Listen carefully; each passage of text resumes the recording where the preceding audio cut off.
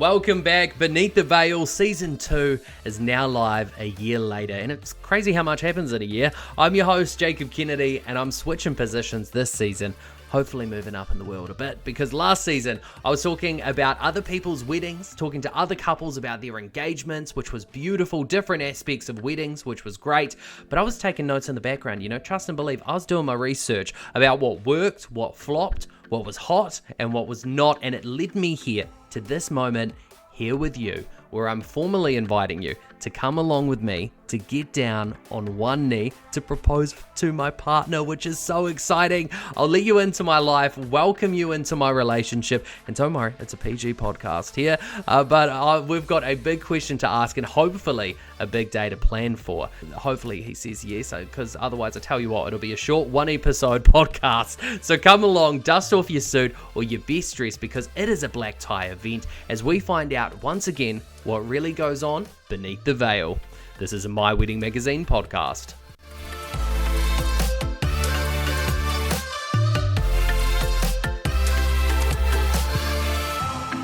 So I'm going to be proposing to my partner, Michael, if you didn't get that from the first part.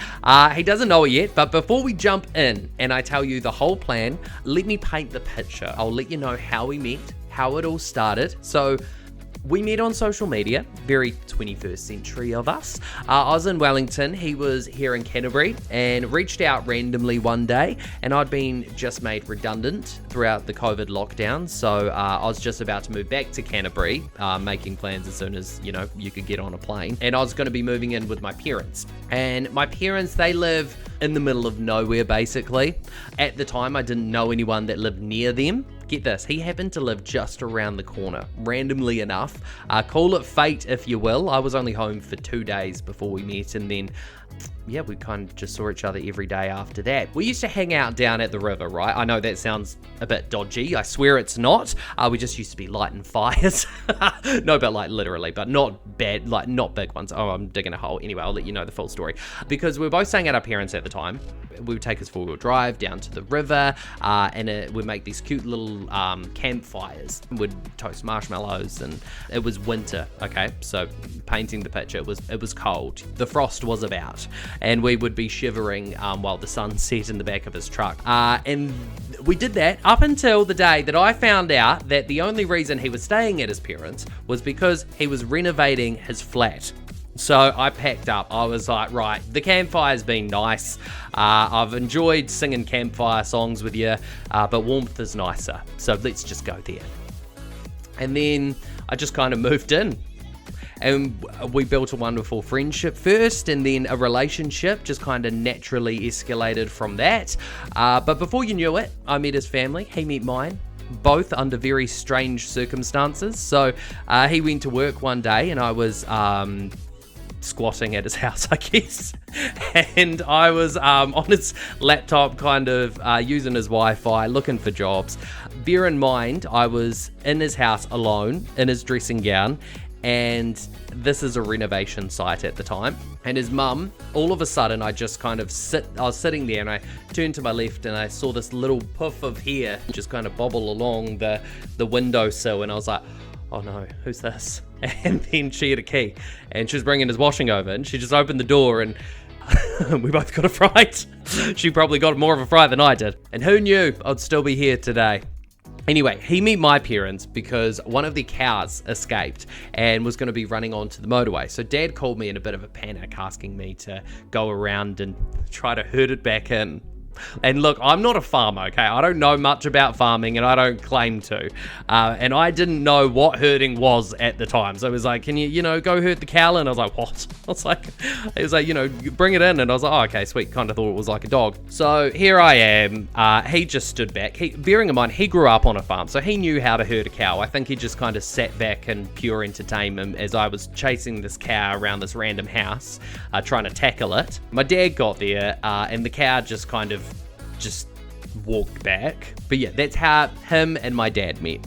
So it's been a very weird relationship from the get-go, but it's been us. and it's been great, and I wouldn't change any of it. And we grew very close very fast, and it hasn't changed. He's my best friend. He's someone I love to spend time with, and I just couldn't imagine life without him and his sass and his attitude, although he does like to get on my last nerve. In fact, he probably knows my last nerve better than he knows me. And this might sound a bit bad, but bear with me here. He's a bit of a safety net for me. So he's always going to be there. And I know that. And I know he's always going to be on my side. And he's always going to lift me up and support me. He's got a heart of gold, the best intentions, and loves me more than I love myself. And as I do him.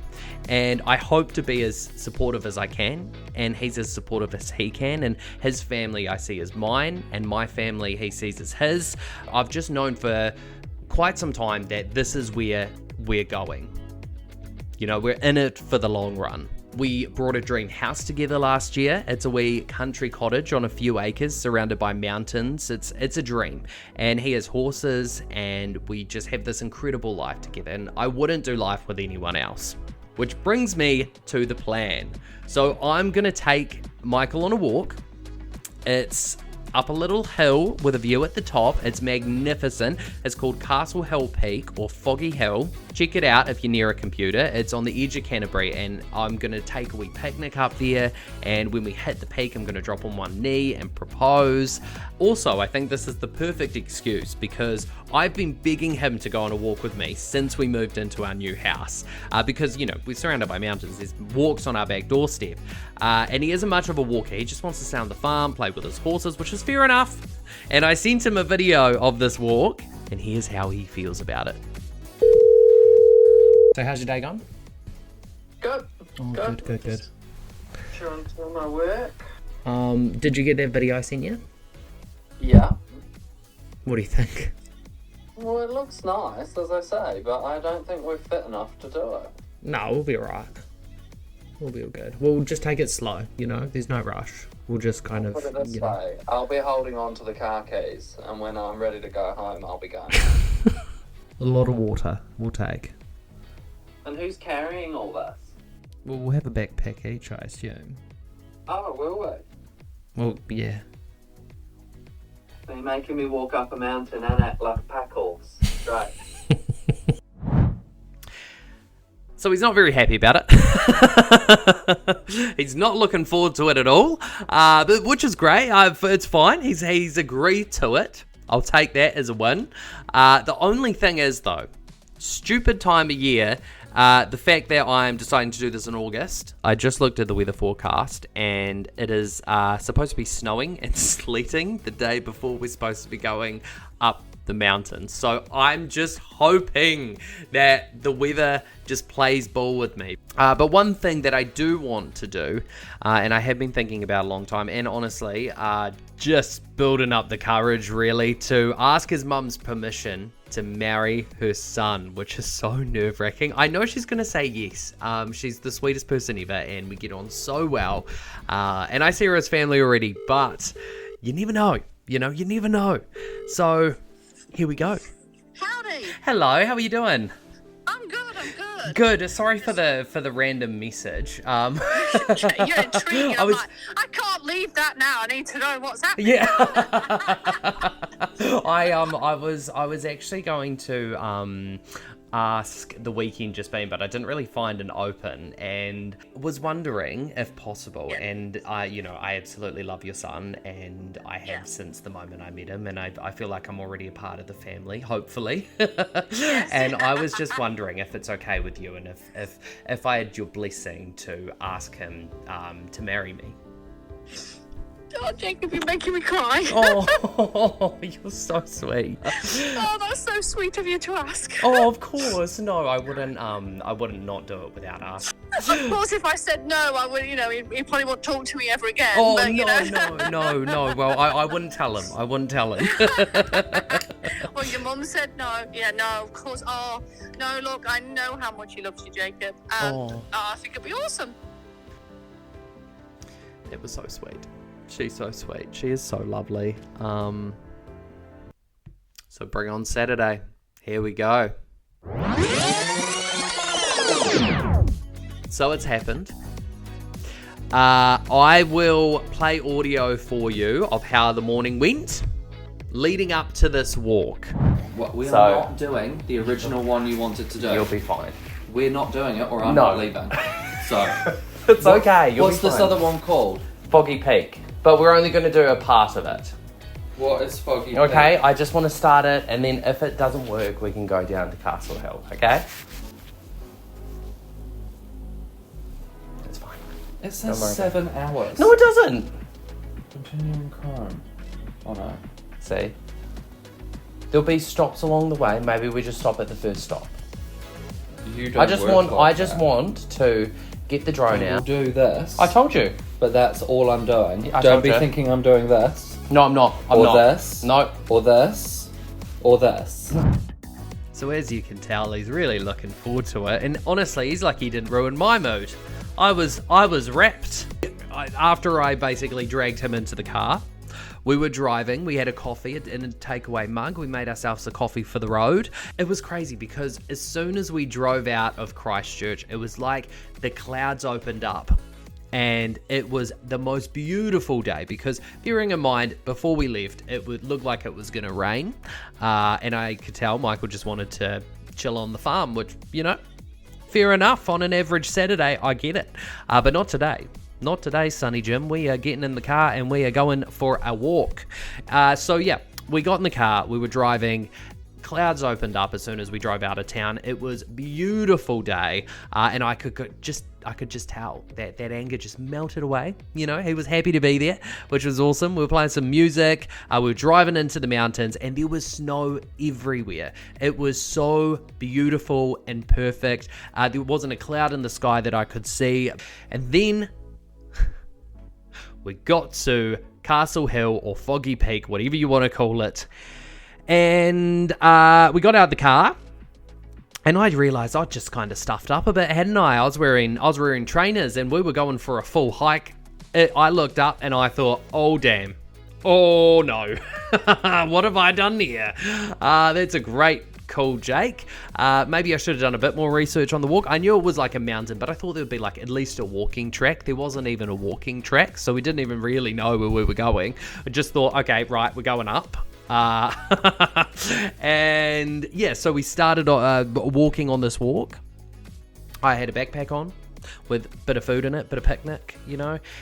Walking up, I just struggled.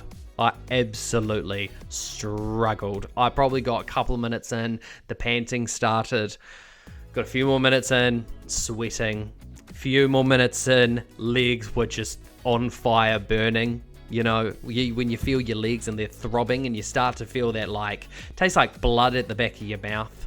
It was that steep. It was that kind of walk that it was really the sort of thing that you get to the top and you wouldn't actually enjoy the view because it was so unenjoyable, the journey up there. You know, they say it's all about the journey. It's not in this situation. Yeah, so we got to about... I'll give it 10 minutes in, 10 minutes in, which to be fair, when you're going straight up for 10 minutes, you do get pretty high. And I just turned to Michael and I was like, oh my God, we're just going to need to call it a day. And then he was like, oh yeah, let's, I'm tired. I can't do any more of this. And I was like, I looked down and I saw the car park and I saw all the cars parked there and there was the road there. And I was like, this is not romantic. This ain't it. I was like, let's just go a little bit higher. He was like, okay, we'll go a little bit higher. So we climbed, trekked, if you will, a little higher, and then I looked down. I could still see the car park, so I was like, okay, well, we'll sit on this rock for a couple of minutes and just catch our breath, have a bit of water, try not to die, and then we'll walk over a little bit, because, there was no one on this walk, because, first of all, no one's probably that stupid to be walking up in snow, but we are, under my guidance. So then we walk over a little bit, over the hill, and I find this little spot, which is perfect. It is perfect because it's over a little bit where you can't really hear the road anymore. You can't see the road. You can't see the car park. You can't see the people. So it was just like our own little patch of paradise because it was so beautiful. There were just mountains surrounding us. Beautiful day. There was no wind. It was just magnificent. It was perfect. To be honest, probably could have proposed to him at the bottom of the mountain, but you know, you want your own spot, don't you? You don't need an audience for this sort of occasion, apart from me, because I'm saying it on a podcast right now. But no. So we found this beautiful spot. I got a couple of jackets out of my bag and put it down so we could sit on them. I got out the sandwiches, I got out the Tim Tams, and then I was like, right, I'm going to get out the ring now. I went into the bag to get the ring, and I swear he could have seen me.